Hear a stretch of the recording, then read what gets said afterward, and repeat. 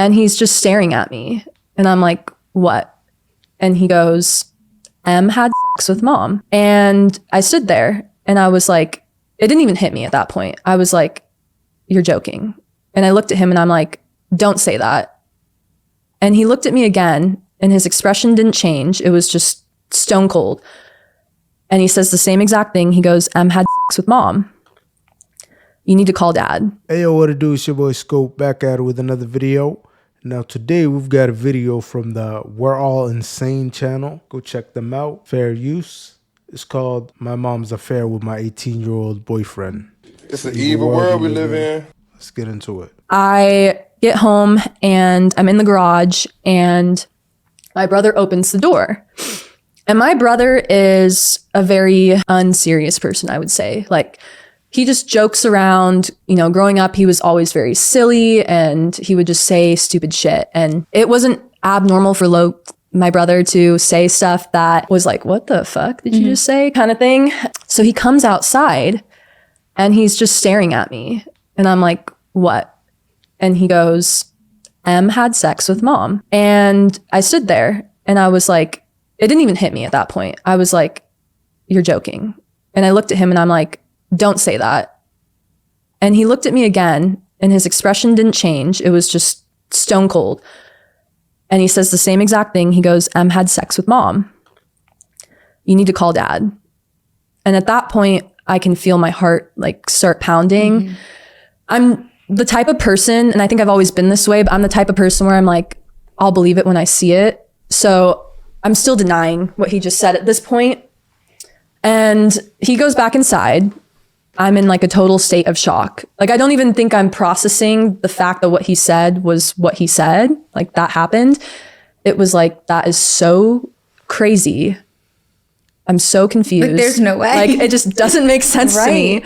So I call my dad and my dad immediately picks up and he is like dead serious in his voice. You know, and you can just tell. All he says is, meet me up at the top of the driveway. And we kind of live out in the country. So we have like this long gravel driveway that goes up to the main road. And it's like nighttime. It's pitch black. There's no lights on this gravel road. So I'm walking up this gravel road in the middle of December up to the top of the road to go meet my dad. And I'm just like panicking. I'm not crying. I'm not like freaking out, but internally I am panicking because I don't know what's going on.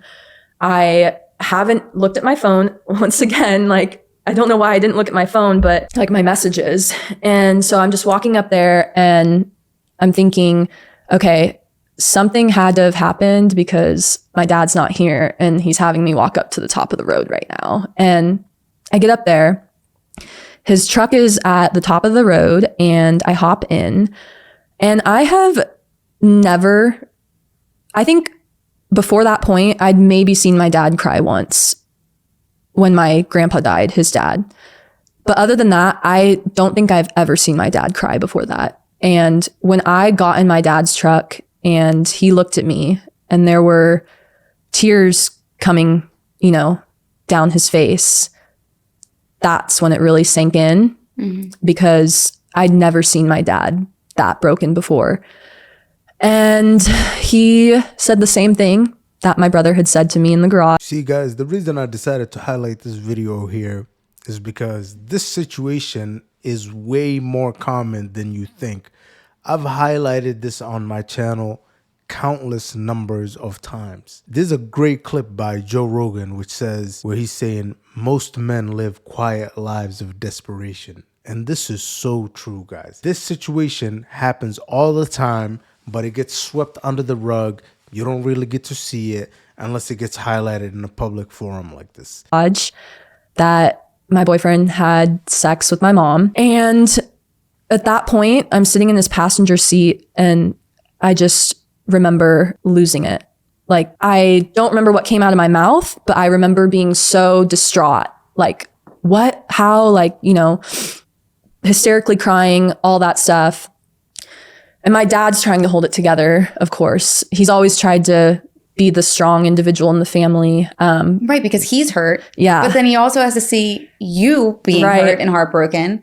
So it's like a double whammy. So some time passes. while we're up there. And then we eventually go back down to the house. And again, like growing up, I was the good kid, never really talked back to my parents, never talked back to really any adults. Didn't have much of like a potty mouth or anything like that. And I walked into that house and I ran straight to my parents' bedroom where my mom was laying on the bed in the fetal position, absolutely hysterically sobbing. And I ran in there. And I say this. Take a look at this. Why is the mom crying? Please, somebody explain to me why the mom is crying. Because all I see here is emotional manipulation. When women are caught red-handed, right, their trump card is always emotional manipulation. If you overreact, you lose. If you just accept it as it is and you don't really do anything about it, you lose. Please explain to me why she's crying here. Crying because she got caught red-handed. This jokingly, but it's like when you're watching a show or a movie and it's like beep, beep, beep, beep, beep, beep, beep. Like every single cuss word was coming out of my mouth. I was throwing my hands. I was cussing her out. I was screaming at her. I was like, how could you do this? You know, I unleashed. And I have never to this day ever gotten so upset and angry with somebody ever before in my life. Yeah, that's pretty bad. And I didn't like, you know, I didn't hit her or anything. Like I stood there and just think about it. Like, and I'm an empathetic person. So I'm like putting myself in that position that she was in right now. Imagine you're on, you know, the bed, curled up, sobbing, bawling your eyes out, and somebody is screaming, fuck you, like a million times to your face. But all I saw was red. I mean she kind of deserved from it. that moment on, she was not my mom. She was not my best friend. She was not anybody that I wanted anything to do with. Like I'd felt so destroyed and so betrayed and so confused and just every emotion that you could think of. And I just let it out. Like I was so ugly, rightfully so. But I remember that being the one and only moment in my life where I've ever gotten to that point. Because ask anybody that knows me, I can't get angry. Well, like I can't yell. I can't get upset with people, but to find out somebody cheated on you is horrible in itself. Like that feeling is like heartbreaking and horrible and betraying and everything else. And like, I just know that like, you know, it's so easy to have anger towards that person and then towards whoever they cheated on. Even if you don't know that person that they cheated with, you have this like anger and hate towards them. So it being somebody that is not only your best friend, but your own blood and your mother. Mm-hmm. Yeah. I mean, that is like... Well, and two, like, I think there's and I'll get into this, but there's a very different reaction when you're cheated on and it's just some random person or even if it's somebody that you know, but it's, you know, another girl in your class versus your mom. And I think, two very, very different. Well, and the thing, something else I want to mention, because just because you said it, and I like to play devil's advocate sometimes. Absolutely.